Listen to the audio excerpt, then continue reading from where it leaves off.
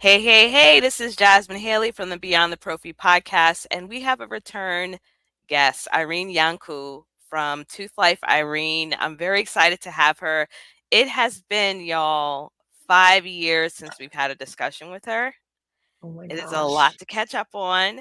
Oh my She goodness. came on our show, and the episode is number 94 for those of you that want to see what she was up to at the time of our discussion. But she has been doing some amazing things in her own journey. I know that hearing from her will be a source of motivation and an inspiration for each of you. So, welcome to the show, Irene.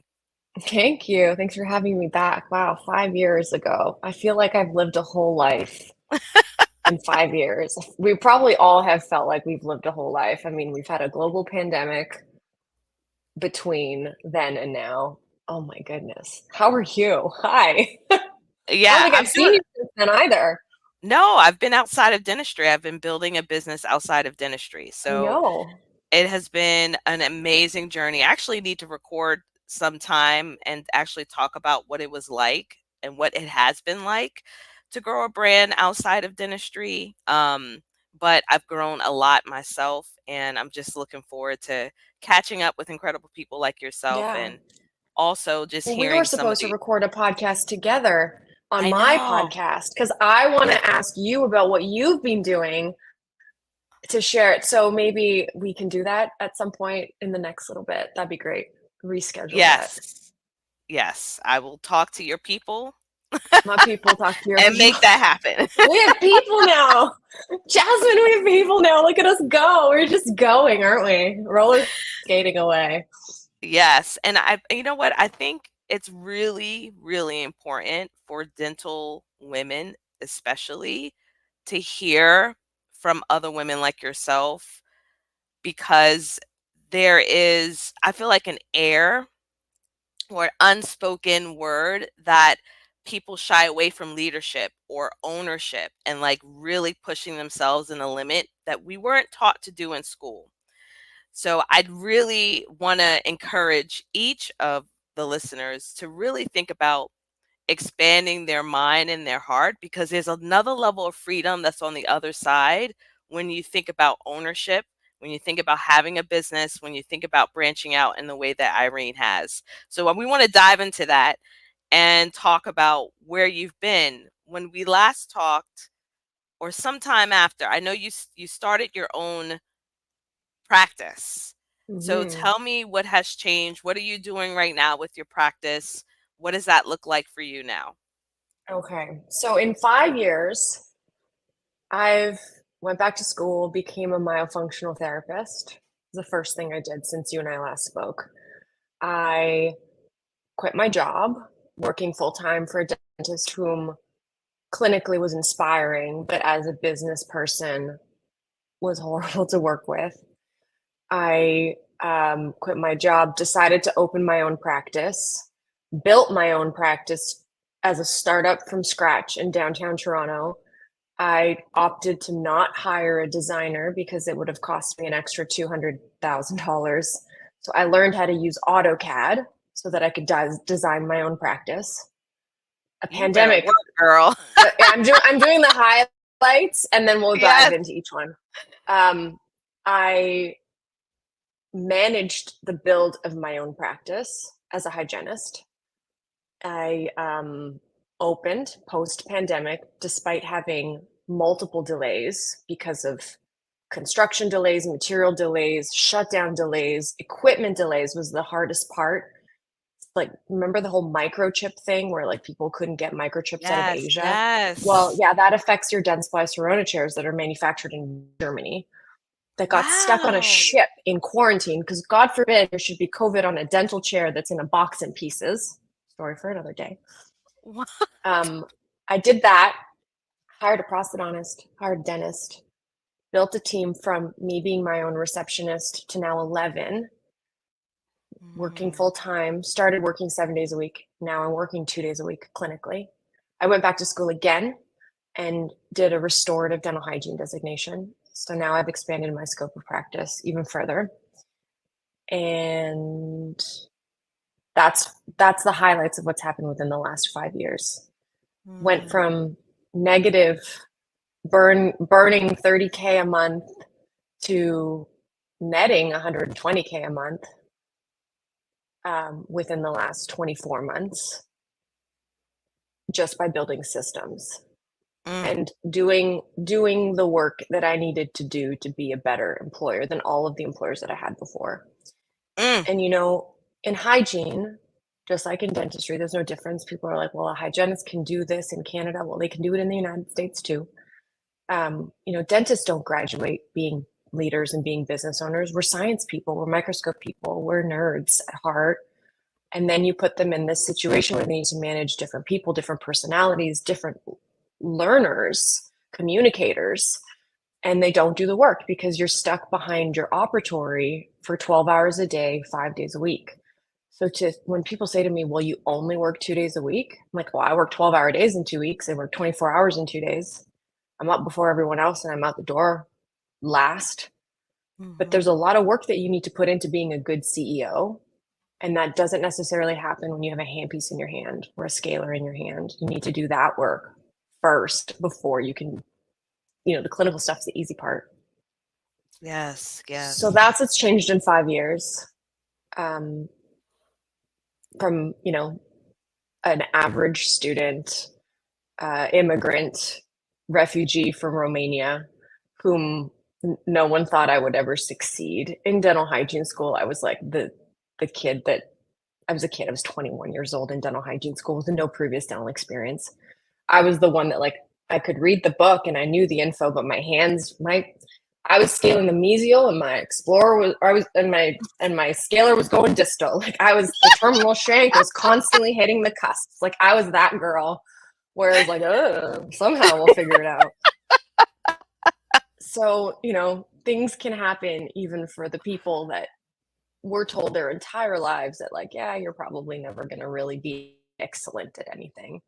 You do the work you Mm. can be. I really appreciate you for sharing that, because there's a lot of us that haven't really been poured into in our journey, and what we all have to come to realization at some point in time, and we hope it's done in our lifetime and not when it's too late, that we're fully capable of writing whatever story we want to write for our life. And Mhm. it's not dictated by other people's opinions. So I just love the fact that you shared that. I also really love how much of a rock star business owner that you are and Mhm. acknowledging the fact of the self-development that's necessary. So for the listener, it's like regardless of whether you are um, an employee or an employer, there is work that needs to be done leadership wise for all of us to be able to operate to our fullest potential in our personal and in our professional life.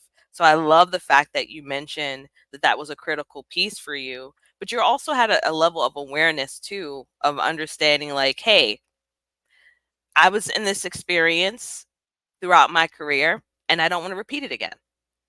So what Yeah. is it do I need to learn? What systems do I need to build?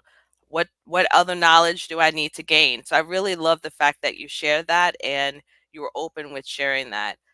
Were there any hurdles for you um, when you were establishing your business that you needed to overcome as far as getting the word out there and making it sustainable? Because what I have found, especially in my own business and meeting so many people in dentistry and outside of dentistry, many business owners, they fail in their business, and the statistics are really grim, especially for women. Yeah. Um, and so I would love to know like what that shift like was for you. I have always had a fear-based mentality, and you are a product of your upbringing, right? So Mhm, and therapy has helped me quite a bit. And mhm, and there's still a stigma around therapy that you must be broken if you see a therapist. And, mhm, I was an athlete for many years, and mhm, you go to physio to stay healthy, mhm, not to fix what's broken. I mean, sometimes that happens, but You don't stop going for massages just because you no longer have a kink in your neck. So Mm, therapy for me is the exercise for my brain to assist me with that self-awareness, to have not an opinion from someone else, but a perspective from someone else. Like, did you think of it this way? So it's one of those, the light bulb moment for me when I um, was planning on opening the office and speaking to my therapist, was to talk about my childhood quite a bit. And as a only child, high achieving parents, mom's a derm, dad's an architect and an engineer. Between the two of them, it's like speaking to the Encyclopedia Britannica, which they bought for me for my seventh birthday. Still have those gold foil, lovely yes. books. That was the gift that they thought a 7-year-old deserved. Between the two of them, there were always very high expectations. And for someone who didn't speak English until my early tens, I couldn't read until I was like really well until 13. Um, I was always the dumb kid. I felt like the dumb kid, even though I was never the dumb kid. I had to really think about money the way that my parents taught me to believe that success was a financial thing, and why I made decisions in a fear-based mentality, not a growth-based mentality. So the struggles that I had at the beginning was, well, no one's ever going to come. My doors are going to open and I'm going to have nobody sitting in those chairs that cost X amount of money. It was just dollar signs and dollar signs that were weighing upon me. So probably for the best that I had that mentality early, I just hit the pavement. Like, I printed off little 4x5 or 4x6 cue card things, and I made friends with all of the business owners around my office, because during a pandemic, how are you supposed to get new patients, right? Marketing to social media, no one's going to leave their house. So I made friends with all of the business owners. And I was like, hey, I'm opening up down the street. I don't I don't know you, you don't know me, but we're all in the same struggle at the same time, trying to get people to come into our office, and into your coffee shop and into your restaurant and into the dry cleaners. So the patrons in the neighborhood became my patients. And those Mm, patrons ended up telling their patrons. And that is how I built a very community based dental office that, yes, is owned by a hygienist, but functions, looks, and feels exactly like a dental practice. It's so funny. I still get patients that come in, they're like, are you new? 4 years later. And I'm like, no, not new. I've been here since the beginning. And they're like, oh, I've never seen you before. I'm like, yeah, I guess it just depends on what day of the week you come in. And I don't like, there's no like owner written on the wall yeah. behind me. I don't have like a neon sign with the, like we're all, we're all, I just work here. I make the comment with like some of my team will ask me something. I'm like, I don't know, guys. So you decide what you want to do. I just work here. I'm like, whatever. So that was a challenge that I didn't know that I would have. And unfortunately, my upbringing of having a pretty traumatic upbringing, led me to making better personal connections with the people in the neighborhood. That was a struggle. Mm, I had an employee commit suicide. That was a struggle. My mm, assistant, my dental assistant, they don't teach you anywhere how you need to be the strong person for your people in moments like that. And as soon as that happened, I was on vacation, and I was in New Orleans, and I got a text message from um, my office manager at the time that this person hasn't come to work in 2 days, and she was supposed to go out with everyone on Friday night. I love that the team is so connected that they'll like not include me when they go to have a drink. And she was supposed to meet them all, and she never met them. And that was Friday after work. She went and got her lashes done, and they were just like never responded to messages. Monday rolls around. I'm on vacation till Wednesday. Monday rolls around. She doesn't come to work. Tuesday rolls around. That's when I get the message.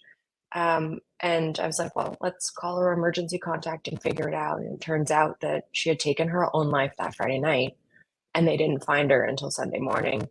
Um, they don't teach you how you need to. It's my chairside assistant. How do you need to just figure it out? You take your moment, you cry your tears, but then you got to keep it together for these 11 people. yeah. Come up with Yeah. systems. Call my therapist. She's like, there's resources for this. Like, these are the things that you need to do. You need to provide a support system. You need to give people time. You need to give them bereavement. This is the list. This is the checklist. Unfortunately, I had to build a system around what do you do when grief happens in the office? Um, Mm, that was a really tough thing to have to do for an empathetic human. I feel like I feel everyone's feelings all the time. yeah. That was hard. Mm. That was really hard. Thinking about your journey, thank you for sharing that, by the way. Thinking about your journey with your leadership, what would you say are some of the qualities you needed to nurture and gain in order to grow your practice? I needed to let go of feeling like everyone needs to like me all the time. Mm, Um, when people say like, "Oh, we're like a family," you're not a family. She's your boss.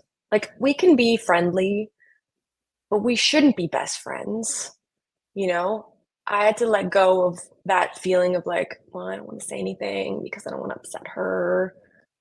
You should be able to say what you need to say in order to run your business a certain way. I learned that the hard way by befriending someone who I hired, and it turns out they were making all these mistakes that cost me thousands of dollars.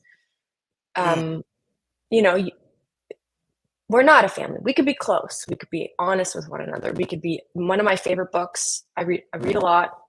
One of my favorite business books is Radical Candor by mm, Kim Scott. And she has a co-writer with it. And they also have a podcast. And they talk about building relationships with people based on some very distinct pillars.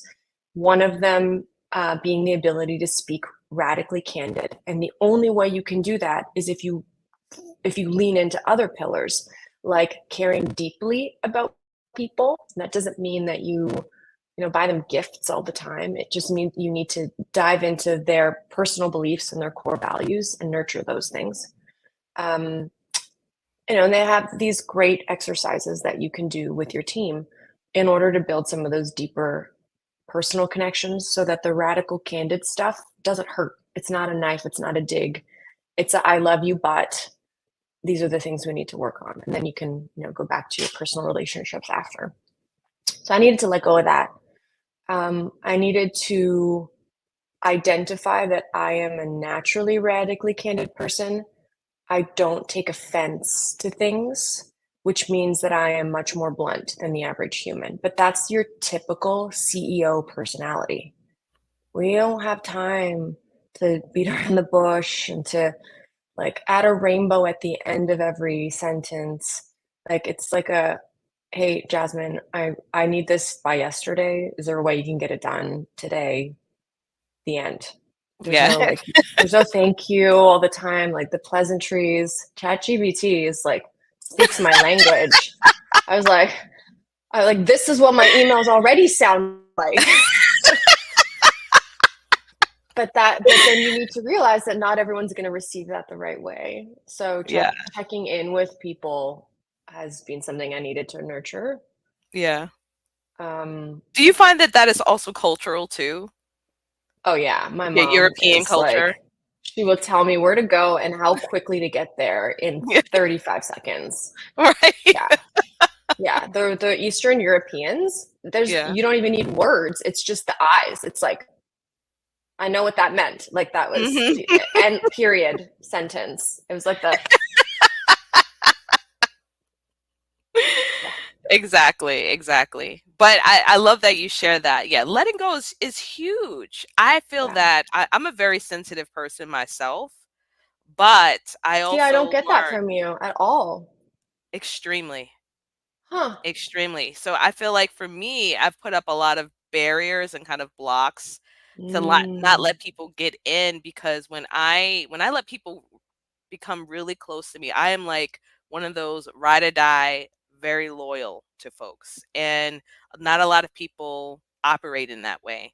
And so interesting. I get hurt very easily and deeply for years. Huh. Okay, I could deal with stuff. Oh, the grudge. So The holding of the grudge? Oh no, Jasmine, no. yes, yes. So Oh.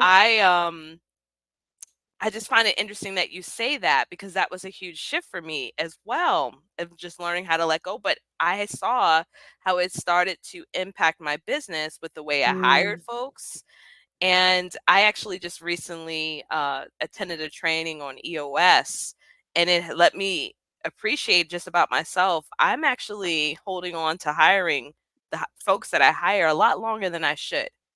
And I Mm, need a system like a card or something like that to make sure things are on track because my yeah. emotions tend to get involved. And that's not going to help with a business that you're trying to scale. Yeah. So, Mhm. and I'm the complete opposite. So you and I need to make a business baby together that can be the human in the middle. That's my assistant, Holly. My EA, Holly, has been with me for almost 3 years. Mhm. And she's that. She speaks radically candid to me, Mhm. but she also knows how to communicate. She was my EA, now she's my director of operations. So she now is able to be that mediator between me and the team, which I think has kept things a lot friendlier, um, Mhm. because of how she knows other people communicate. And I very much am. I'm the 5 minute task person. So anything in my Notion or in my Trello, it Mhm. needs to be a 5 minute task or less. Otherwise, I'm sending it back to you. I'm like, Yeah. and my comment is, this is not ready for me yet. That's like the copy and paste, like XYZ, this is not ready for me yet. And I send it Yeah. back and they're just like, oh, that B. um, Oh, I so, love that though. I love it. I love it. And I think we need to well, hear more of there's a it. lot, right? Yeah. We've got clinical dental hygiene, we've got clinical restorative dental hygiene, we've got myofunctional therapy, we've got the business, we've got Yeah. speaking, the Yep. podcast, Mhm. paid partnerships for social media. Like Mhm. those are all itty bitty little businesses that all add up, right? So if Yeah. I have a 45-minute task for each one of those sides of the business, like I'm never getting anything done. Mm. So it needs to be, the system needs the checks on the checkbox need to be, when it's ready for me, it's ready for me. Favorite book that I think everyone needs to read is called The Go Giver. I don't know if you've read it. It comes in a No. series. It's a little teeny tiny thin book. It's similar look and feel to Tuesdays with Maury, which is also a great book. And it's a storytelling book about this hotshot insurance sales kid that comes into a new role, gets paired up as a mentor with someone who's been there for 40 plus years. And he's taught a series of lessons by meeting different people and there's a plot twist at the end that I won't tell you about, but um, it's one of those books that really made me change my perspective on how I build relationships with people. For example, I'll give you an example of one of the people that he talks with. This gentleman who's been married to his wife for like 50 years. And the young guy says, well, what's the secret to a long marriage? And he said, there is no 50-50. There is no, it's 100%, 100% all the time. But it doesn't mean that your 100% is always going to be at their 100%, but you always need to give 100%. And in that relationship, when someone's not doing so great, you're still giving your 100% and you're doing it just out of pure joy and good-heartedness, that your intentions are that person above and beyond yourself. And I think about that in business, that my Mhm. intentions in my practice are my people 100% of the time. And that might mean that I take less. That might mean that I don't make as much that month. But for example, in my clinical practice, no one gets sent home early. If we don't have patients, dental hygienists know very well that if your day falls apart, you're getting sent Yep. home. Why? Because you're getting paid a lot per hour. And if there's no one in that chair, who's paying you out of the Mhm. pocket? So in my office, in their contract, they are guaranteed their hours. Reception, assistants, floaters, hygiene, office manager, anyone, and everyone is guaranteed their hours. If you want to leave and you choose to leave, you're actually taking it out of vacation day. Mm. There's always Wow. something to do. There are things that need to Yes. be organized, and there's always that complaint, well, I never have time to do this because we're always so busy. So I took that from that book, that I want people to feel safe in the money that they're earning, to be able to pay their families, to, or like support their families, to pay their bills. If I can't fill the chair, that's a me problem. That's a boss problem. That's a marketing problem. That's a CEO problem. If you aren't busy and you don't have clients, that's not your hygienist problem. She's Mm, doing the work. It's let's not you your preaching. assistant's problem. If your day falls apart because you have a not great cancel it. Not great cancellation problem. You told me at the beginning of this, everyone, no cussing. I fix that. If you don't have a great cancellation problem, the cancellation policy, and people cancel last minute and you have empty chair time, that's a CEO problem. It's a management problem. So I took that from the book and I was like, I need, and my employee retention is the highest that it's ever been because people feel safe And and they they take work harder ownership. for you. Hmm. Yes, they take They work ownership of harder their for role. me. Yes. Yes, because they're so used to it. I get the tiptoe sometimes, like a new employee will come in um and they'll be like, "Do you want me to go home?" I'm like, "Nobody's going home. You're here." And then they do stuff. They're like, "Oh yeah, now I get to, count all the composite." Like, okay, that sounds exciting. But Mhm. we need to figure out our ordering and do an inventory. So like that book, you take those lessons and you develop them in your brain to the business that you're in. Could be dentistry, could be medicine, could be anything, could be social media, could, you want to write. Um, that really helped me identify core value characteristics of being a good human and how that impacts growth. Mm. I wanna dive in, y'all, normally we do about 20 minutes, but this conversation is too juicy, okay? Oh. So we're gonna extend this episode, but I wanna dive into a critical piece because I notice, and this I most dental folks are scared to talk about money. Mhm. They actually are told not to. I've been told not to say certain things, and I remember my first year that I finally reached 6 figures in my business, and I was like, "Oh my gosh, that was so difficult." It felt like it was Mhm. so hard to finally reach that, and I would just love to know from you, with you building a business, 'cause the figures that you shared earlier, it's very clear where your Yeah. practice is at. Um, what kind of shifts did you need to make in order to be profitable? Because there's shame, or people will shame you and say, "Oh, you're Sure. just about money." And it's like, "No, there's nothing wrong with women. Actually, women need to make money because when we have money, we do better. We do Yeah. better for our community. We give back in more ways than men ever think about. But yet Mhm. there's a negative, shameful kind of thing when you're like, "Well, how much are you going to pay me? What's the exchange here? Does it make sense for my business growth?" So I would love for you to kind of share the shifts and what you needed to do in order to build sustainability, but also profitability with your brand. Your brand is your speaking, the podcasting, the micro influencer, social media, the practice that you have. And I think it will be awesome and inspirational too for the listeners to kind of hear your thought process around that. Yeah. I talk about money all the time, and our team talks about money. So we have a variety. Let's break it up into the different sides of the business. There's the at Tooth Life Irene side, and then the practice side, and those are separate goals, separate people, Mhm. separate finances. Corporate structure is completely separate. The Mhm. way that we manage money is completely separate. But there are some similarities in how we include everyone. So for example, at the office, we set targets. We set daily targets, weekly targets, monthly, quarterly, and then the big annual.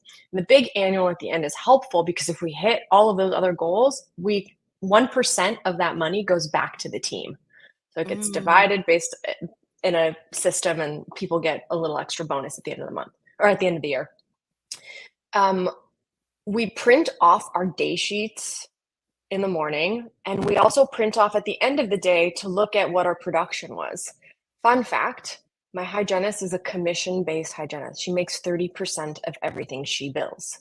Do you know how Mm. much she makes per hour on average over the last 6 months? Mm. 100. 80 to $90 an hour. Oh, I was close. You're close. You're close. That is wild. Yeah. Absolutely wild. When I tell people this, they're like, "You're losing so much money." I'm like, "No, I am gaining so much value because she is reappointing like crazy. She's building connections with people. She is offering solutions to problems patients didn't even know that they have." So, like, talking about the money is important. Um, and when something works, it works. You need to repeat it. You need to figure out what it was, identify it, pinpoint it. So last month, we made the most we have since the beginning of time.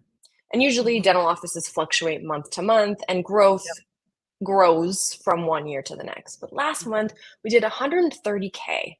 And I wonder, what was that? I was away most of the month. I worked 6 days in July. So it Mm. wasn't me. I didn't do exceptional dentistry last month. I was in Spain, I was in Ireland, I was in all of Chicago, I was speaking, I was Mm. away. Dental office operated without me better than it does with me. So what did we do differently? And you need to separate yourself from that and say, okay, my AR guy, I got an AR guy, all he does is AR, constantly checking in with insurance, constantly calling, all he does is that one job. That's his job. My office manager, she's doing those things. And I think we expect people to be able to do too many different things.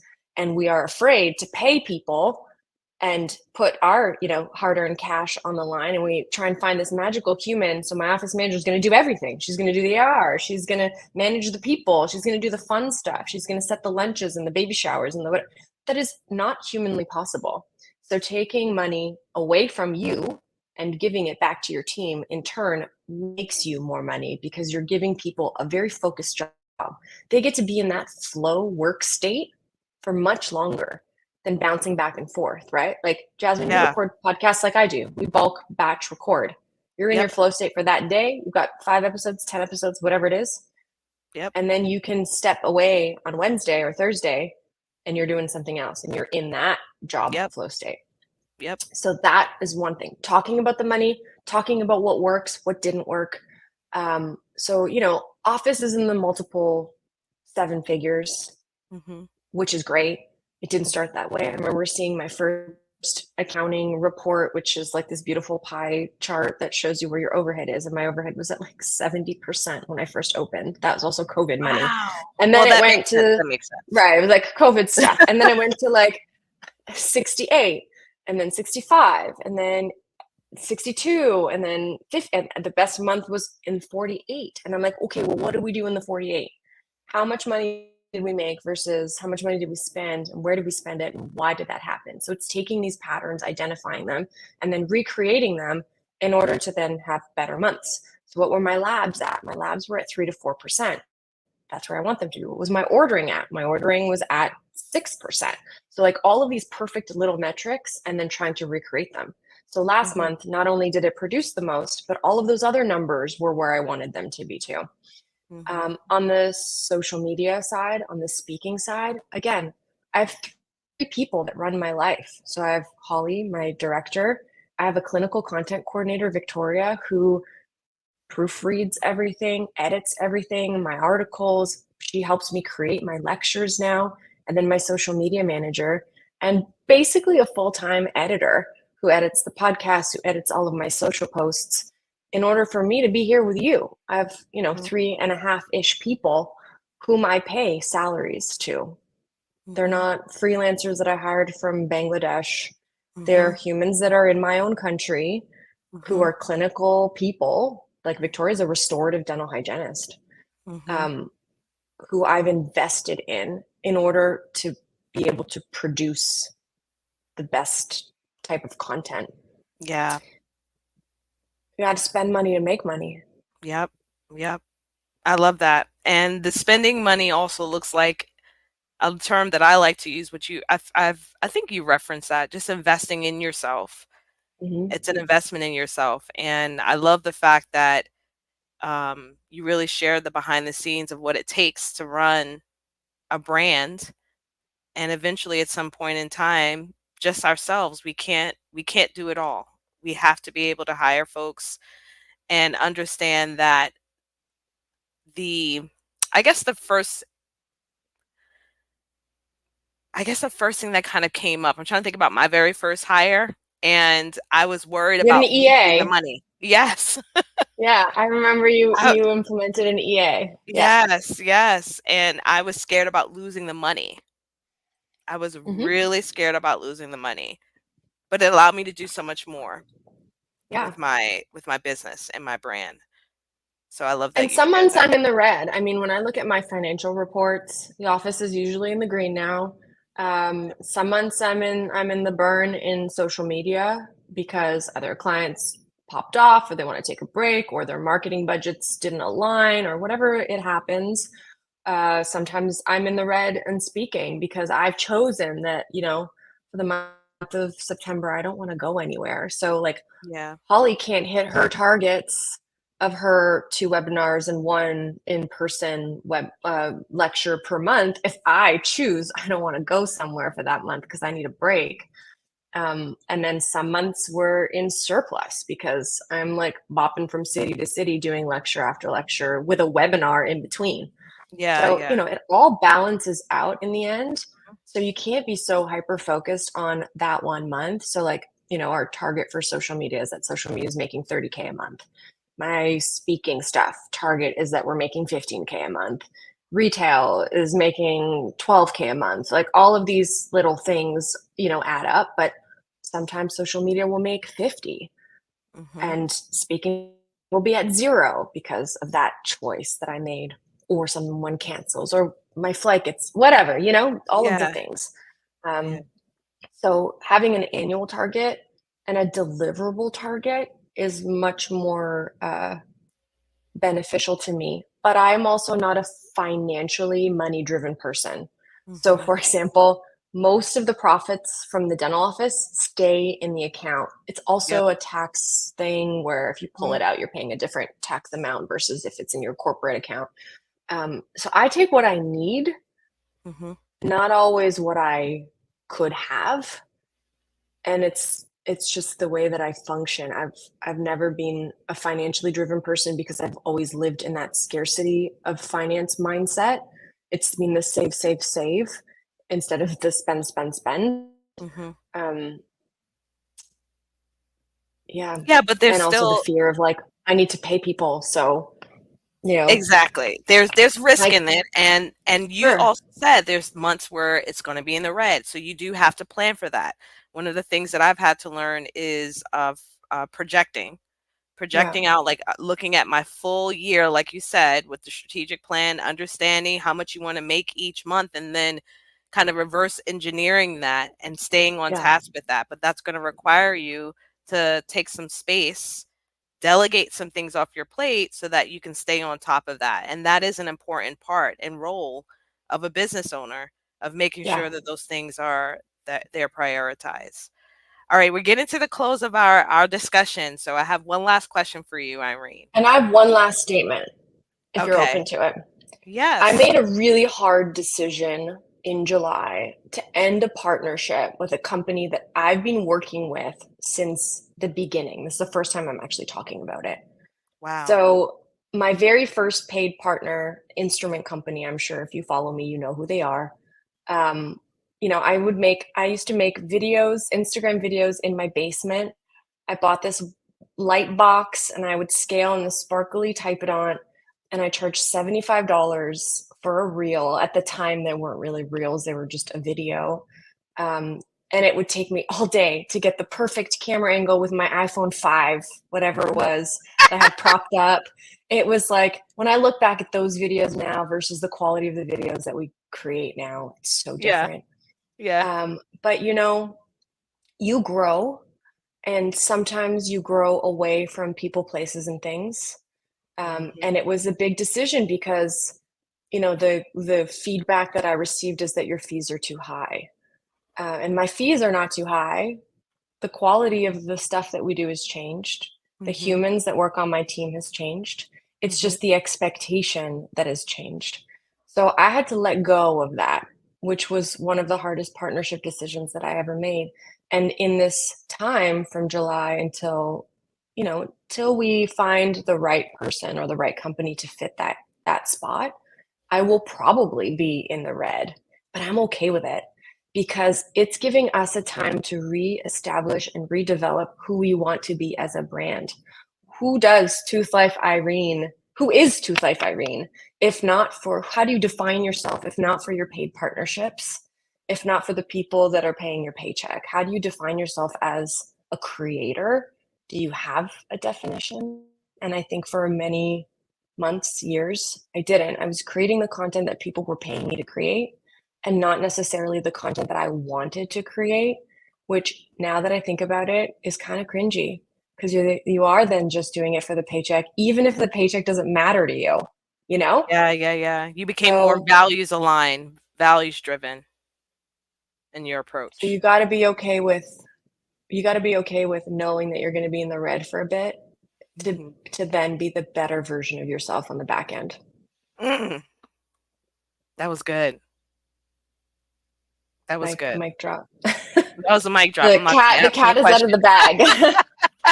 I've been That was wondering so how I good. was going to share that information because, yeah, but I now mean, here it is. we all need to hear that. Even for myself, I need to hear that.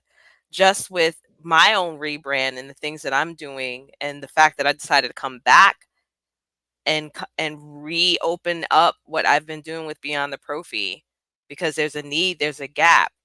And there's so Mm-hmm. many other incredible stories that need to be told like yours. Like that's beautiful because a I lot of mean us feel that. that whole partnership should be should be discussed.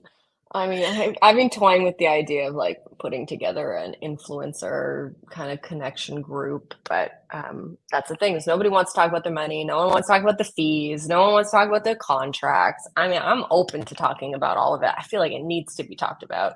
Absolutely. That's the only way that But we can advance. We can actually get further than where we're at. But right, unfortunately, there's a lot of hush hush around that. it's the And competition mindset. yes, people are trying to hold on to their own pockets and coin. But I feel like we can all win. We can Hmm. all win if we are truly coming together. But there's still separation. That's a story for another day. Another day, part two. See, if you liked this episode, you need to comment and like. And if it gets comments and likes, then Jasmine's going to know that we need to do a part two. Yes, yes. And make sure you leave a podcast review. Let us know. Yes. Please tell the listeners where they can find you. Tooth Life Irene. That's it. That's it. Everywhere with that name. Branding on point. Well, thank you. This was an incredible conversation. I'm so very thankful to you for spending the Thank time and you. sharing from the heart. This was just a beautiful, beautiful discussion, and I'm grateful for you. Thank you. Me too. I appreciate it. Nice to see you again. So we'll see each other in 5 years? Yeah? Yeah, yeah, sounds good. Let's get that calendar. Okay. Peace out, babes.